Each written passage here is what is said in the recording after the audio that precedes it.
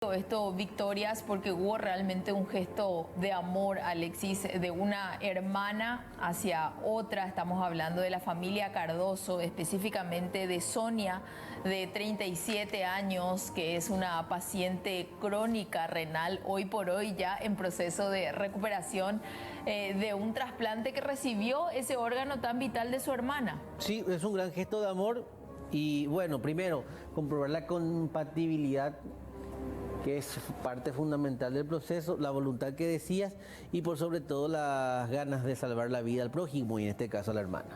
De Sonia y de Iris. Sonia de 37 años y Iris de 36 años, que tuvo este gesto, supongo yo, al ver a su hermana en esa condición de constantemente este tratamiento al cual ella tuvo que llegar también a raíz de una enfermedad autoinmune.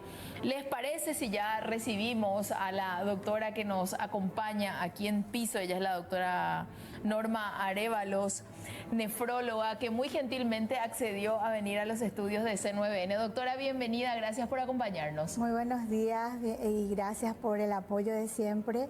Agradecemos siempre a los comunicadores porque gracias a ustedes también podemos hacer realidad los trasplantes.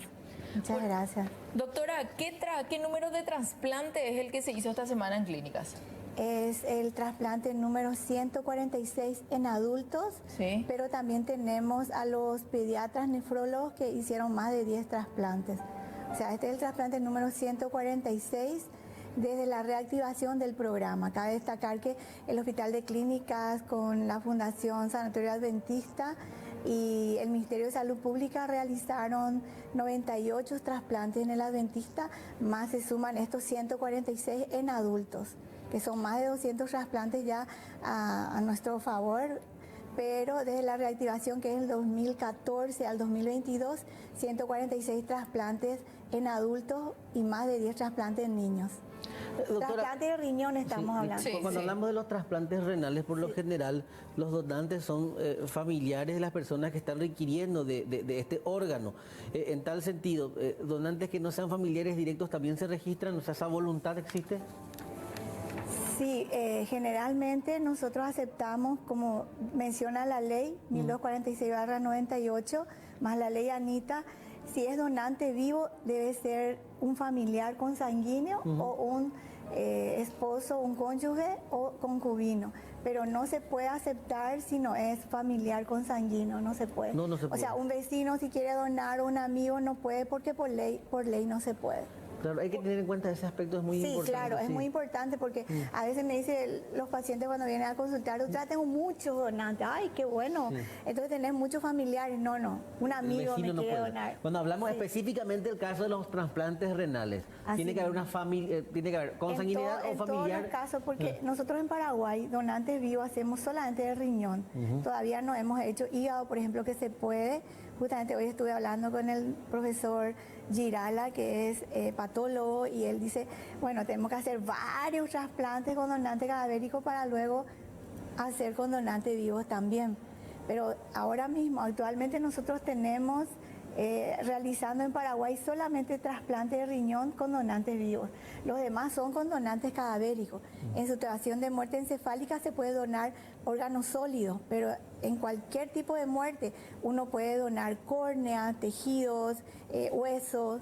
Por eso es muy importante saber eso también. Sí. El estigma, o sea, la creencia de que solamente un donante, en este caso con muerte cerebral, es el habilitado para hacerlo.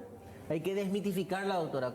Claro. Perdón que lo diga de esta manera, cualquier fallecido puede donar. Así mismo, un órgano. Un fallecido, siempre digo yo, en Paraguay debajo de un mango, si fallece o en la calle, o fallece en piso, en sala, en donde sea, ese paciente puede donar córnea, por ejemplo. Entonces no debería de haber en Paraguay lista de espera de córnea. Claro, o sea, es interesante marcar esas diferencias, porque por ejemplo, en el caso de Anita yo marcaba recién puntualmente que se necesita que haya una muerte cerebral, que es lo que insisten mucho también tanto el doctor Melgarejo como la doctora Nancy Garay cuando hemos conversado con ellos, ¿verdad? Para que pueda darse eso, pero hay otros que necesitan otros órganos que no necesariamente requieren de estar muertos, ¿verdad? Claro, por eso es muy importante conocer la ley, saber cuáles son los órganos que uno puede recibir, pero riñones específicamente, yo soy nefróloga y me dedico más a los trasplantes renales. Sí. Riñones sí o sí el paciente, si va a ser con donante cadavérico, tiene que estar en situación de muerte cerebral. Porque los órganos tienen que estar con la circulación sanguínea. Sí. El paciente está muerto, pero está conectado a una máquina y eso hace que la sangre fluya dentro del cuerpo. ¿Cuánto tiempo es lo que uno puede vivir con un tratamiento de hemodiálisis y cuánto tiempo es el que puede prolongar con un trasplante? Para marcar esa diferencia, doctora. Sí, hay que destacar que la enfermedad renal crónica tiene 3 tratamientos. La diálisis peritoneal, donde se coloca catéter en el peritoneo y el paciente puede hacerlo en su casa, hacen los recambios con Sí, sueros. sí. Y está la hemodiálisis, en donde el paciente tiene que acudir a un centro donde está la máquina, Sí. y se le hace por fístula, se le hace por catéter. Y esos pacientes reciben tratamiento sustitutivo de diálisis peritoneal, hemodiálisis, pero también el trasplante es un tratamiento sustitutivo. O sea, el paciente, sí. Sí, no, adelante. El paciente que se trasplanta tiene que saber que es un tratamiento sustitutivo en donde tiene que tomar las drogas antirrechazo toda la vida. Si no hace, por ejemplo, rechazo agudo, rechazo subagudo, rechazo crónico. Hay pacientes que, por ejemplo, se trasplantan con el riñón de su padre, puede tener unos 10, 15 años, porque le dobla la edad. ¿Y con una hemodiálisis? Y con una hemodiálisis también puede vivir mucho tiempo. Nosotros tenemos en el Hospital de Clínica un paciente que hace más de 26 años que está en diálisis. Lo único que es mucho más desgastante, creo yo, esa Exactamente. hemodiálisis, que hacerte un trasplante y Así tomar el antirrechazo, Sí, sí. ¿verdad? El paciente que se trasplanta puede vivir con el riñón, por ejemplo, de una persona de casi su misma edad, un hermano, por ejemplo, Sí. que le dona, incluso puede vivir muchos años o toda la vida. Nosotros tenemos el caso de un paciente español que le donó su hermano hace 30 años y sigue con el riñón de su hermano. O sea, nosotros tenemos que conceptuar bien esto, que el paciente con enfermedad renal crónica que ya necesita un tratamiento sustitutivo puede hacerse diálisis peritoneal, hemodiálisis, trasplante renal. Por supuesto que el trasplante renal es mucho mejor. ¿Por qué? Porque el paciente puede ya normalizar su vida, digamos, o sea, ya puede adherirse a la sociedad, puede trabajar. Incluso igual el paciente que recibe hemodiálisis solamente que tiene que pedir permiso o tiene que dejar Pero seguro. esos horarios que tiene Sí. que asistir al hospital, por ejemplo, 4 horas 3 veces por semana. Pero el trasplantado renal puede tener una mejor calidad de vida. Doctora, lo quiero hacer un poquitito más real y te quiero mostrar esto que tenemos aquí. Trajimos un riñón aquí a piso. Una réplica. Una réplica. Una réplica, hay que aclarar eso. Veamos por acá. Es el riñón de un Vacuno. Sí, riñón vacuno. vacuno. Sí. Sí. ¿Es similar al nuestro? Es muy similar, sí. ¿En A tamaño? veces, en tamaño, generalmente los seres humanos tenemos de 10 a 12, depende Sí. de la estatura y de la superficie corporal. El varón, por ejemplo, suele tener hasta 12 centímetros de riñón. Más o menos en tamaño se asemeja mucho al del vacuno, y en la coloración lo que varía un poquitito, es un poco más clara en el ser humano. Pero es Sí. muy semejante incluso en la función, porque los riñones, nosotros sabemos todo que eliminan todos los desechos del cuerpo y tiene muchas otras funciones también, hormonales, y vamos a citar, Sí. son varias las funciones muy importantes. Y lo más importante es que hace que el paciente pueda orinar, porque los riñones producen la orina. Y si un paciente tiene enfermedad renal crónica, a veces ya deja de orinar y los líquidos se acumulan en el cuerpo y le puede producir mucha dificultad respiratoria, incluso un paro, y puede morir el paciente. A eso iba, y hay alertas que nos tienen que llamar la atención. En el caso de Sonia Cardoso, que estaba leyendo un poquito lo que tiene que ver con su historial, ella tenía una enfermedad autoinmune. Tiene una enfermedad autoinmune, El que eso le lupus. ocasionó un Sí. desgaste en los riñones. Sí, sí. El lupus eritematoso sistémico, ella hizo una nefritis lúpica, hace que el paciente pierda muchas proteínas porque inflama el riñón. Sí. Entonces enferma el riñón, pierde muchas proteínas y eso con el tiempo también daña más el riñón hasta volverlo insuficiente. ¿Cuáles son las alarmas ahí, doctora? Y Hay varias, pero si el paciente, por ejemplo, un paciente que empieza, yo siempre le pregunto, ¿cómo te sentís? ¿Orinás bien? Sí. ¿Espuma tu pipí? Esa es una señal de alarma. Cuando espuma mucho... ¿La espuma? La espuma. Cuando espuma mucho, el paciente está Quiero perdiendo... detenerme ahí en el caso de los hombres un ratito, doctor, porque me parece muy interesante. Muchas veces después del consumo específicamente de cierto tipo de bebidas alcohólicas, el pipí hace espuma, hay que decirlo, hay que didáctico, hay que ser práctico con esto. ¿Eso es normal o no es normal? Si espuma un poquito, de repente a veces incluso por la velocidad que uno hace que caiga en el water, en el inodoro, entonces eso hace que espume un ratito. Pero si espuma y queda la espuma y vos dejás que vaya el agua de la cisterna y sigue con espuma, entonces eso sí es una señal de alarma, porque eso significa que el paciente está perdiendo proteínas más de lo normal. Ahora Y tiene que hacerse sí. un análisis. Un análisis, Nosotros ¿verdad? todos aquí, como adultos sanos, tenemos que hacernos chequeo por lo menos una vez al año. Sí. Yo me hago una vez al año. Nosotros me lo hago hacemos todo, también acá en el canal. ecografía, Sí. análisis de orina simple. Y en eso ya uno a veces tiene hallazgos casuales donde dice, mira, estás perdiendo una cruz de proteína, tenés que hacerte una orina de 24 horas para ver cuánto en realidad estás perdiendo la proteína. Ahora que estás hablando del tema del orín, doctora, y los nutricionistas insisten mucho también en esto, ahora con el tema de las dietas y demás, te dicen, toma 3 litros de agua y el primer orín va a salir un poquitito sucio, te dicen, pero después ya tiene que ir saliendo un poquitito más limpio. ¿Qué tanto eso ayuda también a nuestros riñones? Ayuda muchísimo porque uno debe de tomar agua por lo menos 2 a 3 litros por día. No podemos decir cuánto. Recuerdo que alguien dijo, tenés que dividirlo por 7 tu peso. O sea, si tenés 70 kilos dividido 7, 10 te sale, entonces son 10 vasos de agua que tenés que tomar al día. Pero eso es muy relativo. Si vos tenés sed, tenés que tomar más agua. Claro. Pero la cantidad de agua más aproximadamente es entre 2 a 3 litros dependiendo de la superficie corporal. Si una persona es grande, por supuesto, 3 litros aproximadamente de agua. Es muy importante tomar los líquidos porque son los líquidos te ayudan a poder producir la orina y eliminar los productos de desechos del organismo. ¿Cuáles son los componentes de un riñón en su interior y qué parte es la afectada cuando hablamos de una enfermedad renal? El parénquima es la que más está afectada, porque la ecogenicidad aumenta. En un ecografista te va a decir ecogenicidad aumentada, entonces el paciente ya tiene una enfermedad renal.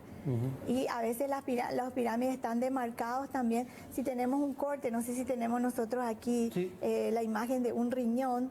Si nosotros vemos las imágenes, vamos a ver los cálices renales, cálices mayores, cálices menores, el parénquima, ¿verdad? Y de ahí sale el uréter, ¿verdad? De la pelvis sale el uréter que va dirigido a la vejiga y por ahí va el riñón. Se deposita la orina en la vejiga y luego por la uretra sale ya cuando uno tiene deseos de miccionar, deseos de orinar. Sí. Doctora, te voy a dar estos guantes para ver si lo podemos hacer más gráfico con esto que tenemos acá. Sí. Cuidado que no vino de blanco, me doctor. hubiera gustado un corte porque al abrir esto... ¿Querés un cuchillo? Yo ayudo a cortar. Bueno, sí. ¿tenés un cuchillo a mano ahí, Sí. por favor? Sí.